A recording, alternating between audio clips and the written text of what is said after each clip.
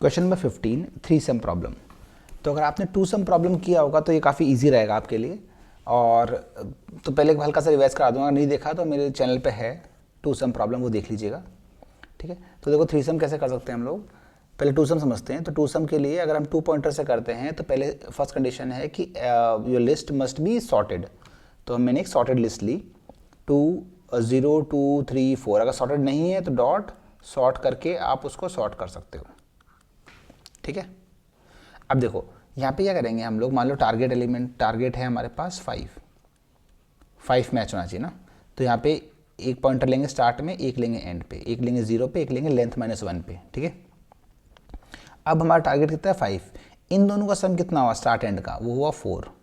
पर हमारा final element कितना है, टारगेट कितना है, बड़ा है। तो बड़ा है तो हम क्या करना पड़ेगा, कौन सा पॉइंटर मूव करेंगे, लेफ्ट वाला करेंगे। तो क्योंकि हमको इंक्रीजिंग ऑर्डर में है और हमको सम इंक्रीज करना है तो मैंने ये बढ़ा दिया। तो 2 + 4 कितना आ गया 6।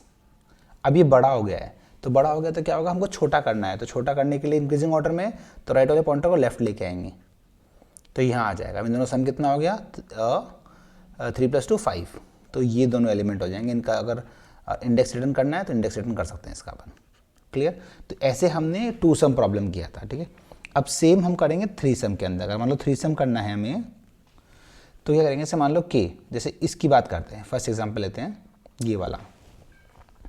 तो सबसे पहले इसको हम इंक्रीजिंग ऑर्डर में अरेंज करेंगे। तो क्या होगा -4।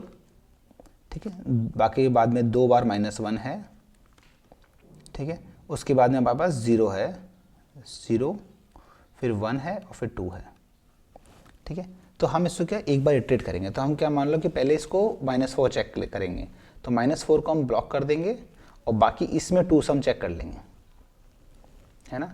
इसका सम जो होगा, है ना, इसमें ऐसा पेयर ढूंढेंगे उसका सम जो होगा ये -4 का अपोजिट होना चाहिए। मतलब जैसे -4 है और इस पूरे का सम +4 आ गया मान लो, है ना, तो पूरे का सम कितना हो जाएगा 0 हो जाएगा इन दोनों को ऐड करने पे। और हमारा क्वेश्चन में भी ये बोला गया है कि i + j + k, मतलब 3 i + j + k, इन तीनों का सम क्या होना चाहिए 0 के बराबर होना चाहिए। क्लियर। अब जैसे मान लो इसके लिए चेक करेंगे तो बाकी इसके लिए चेक करेंगे सेकंड वाले एलिमेंट, तो इन सब का सम जो होगा, अगर -1 है तो ये +1 होना चाहिए। ठीक है, तो अगर इसमें को मैं k बोलता हूँ, अगर k को मैं for k in this list करता हूँ तो k अगर होगा तो ये पूरा क्या होना -k होना चाहिए। अगर ये k है तो ये बाकी पूरा -k होना चाहिए। फिर इसको चेक करेंगे तो ये, इसको चेक करेंगे तो ये ऐसे चलता रहेगा ये। ठीक है, एक चीज़ और, अगर हम k को चेक करेंगे तो k को छोड़ेंगे तो इसके कहाँ से कहाँ तक लूप चलाएंगे, बाद में हम लोग k + 1 चलाएंगे लेंथ तक। ठीक है, देखो कैसे कर सकते हैं इसको। सबसे मैंने कहा कि ये हमेशा सॉर्टेड लिस्ट में होना चाहिए, तो इसलिए सॉर्ट कर लो आप। क्लियर है, सॉर्ट किया आपने। उसके देखो क्या किया आपने, मैंने कहा आपको कि हमको एक लूप चलाएंगे हम लोग स्टार्ट से एंड तक। तो स्टार्ट से एंड मतलब लेंथ -1 तक चलाएंगे। इसको बाद समझाता हूँ आपको मैं। देखो उसके बाद मैंने अगर ये k है तो कहाँ से चालू होगा, एक i और j टू पॉइंटर लिए मैंने। i जो होगा वो k + 1 रहेगा और l जो रहेगा वो लेंथ -1 रहेगा। तो ये आ गया i k। ठीक है, अब मान लो ये i है और ये j है, थोड़ा सा मैसी हो रहा है, ये i है ये j है। कब तक चलाना है, इसको लेफ़्ट लेके आएंगे, इसको राइट लेके जाएंगे, इसको लेफ़्ट लेके आएंगे। और कब तक लेके जाएंगे, जब तक i है वो j से छोटा होना चाहिए, छोटा होना चाहिए। ठीक है, अब मैंने कहा था आपको अब इस सब का सम कर लो आप, है ना। अब मान लो कि स्टार्टिंग में ये दोनों आ गए, ये i है ये j है। अगर इन दोनों का सम i और j के -k, ये अपना टारगेट है, इससे टू सम किया था ना, टारगेट है, टारगेट से छोटा होगा तो हमें बड़ा करना है नंबर। तो हम लेफ्ट पॉइंटर को राइट में लेके जाएंगे। तो लेफ्ट पॉइंटर i लिया मैंने, i + 1 कर दिया। और अगर ये दोनों का सम छोटा है इससे, सॉरी ये दोनों का सम इससे बड़ा है, तो हमें राइट पॉइंटर को लेफ्ट लेके आना है। तो राइट मतलब j -1 कर दिया। ठीक है, एल्स में कब जाएगा, जब ये दोनों वैल्यू इसके इक्वल रहेंगी, है ना, इसके इक्वल रहेंगी। दैट मीन्स माइनस के इक्वल रहेंगी, दैट मीन्स कि टोटल का सम 0 आ जाएगा। इसका मतलब वही रिजल्ट है हमारा। तो हमने क्या किया, ये k i j k है ना, इसको ये रिटर्न कर दिया। बट अभी क्या है, यहाँ पे एक से ज़्यादा सॉल्यूशन प्रेजेंट है। तो अब जब एक से ज़्यादा सॉल्यूशन प्रेजेंट है तो हम एक लिस्ट लेंगे, स्टार्टिंग में एक लिस्ट लिया मैंने, उसमें सॉल्यूशंस में जो आंसर आएगा उसको अपेंड करते जाऊँगा। तो इसको मैंने अपेंड कर दिया इसके अंदर, ठीक है। तो -4 के लिए मान लो ये दोनों आ गए।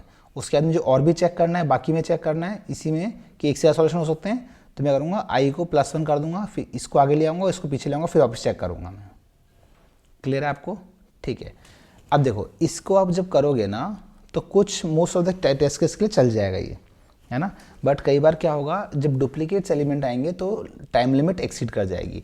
तो उस केस में तो क्या करना है आपको, मतलब जैसे मान लो कि k है, अब ये -1 और कुछ है, तो मान लो कि दो इसके लिए चेक कर लिया मैंने, तो इसके लिए चेक कर लिया, तो इसके लिए चेक करने की ज़रूरत नहीं है ना, क्योंकि इसके लिए चेक भी करोगे तो वापस से जो यहाँ पे सम आएगा वो सेम ही सम बैठेगा इसका। तो डुप्लीकेसी रिमूव करनी है बेसिकली अपने को।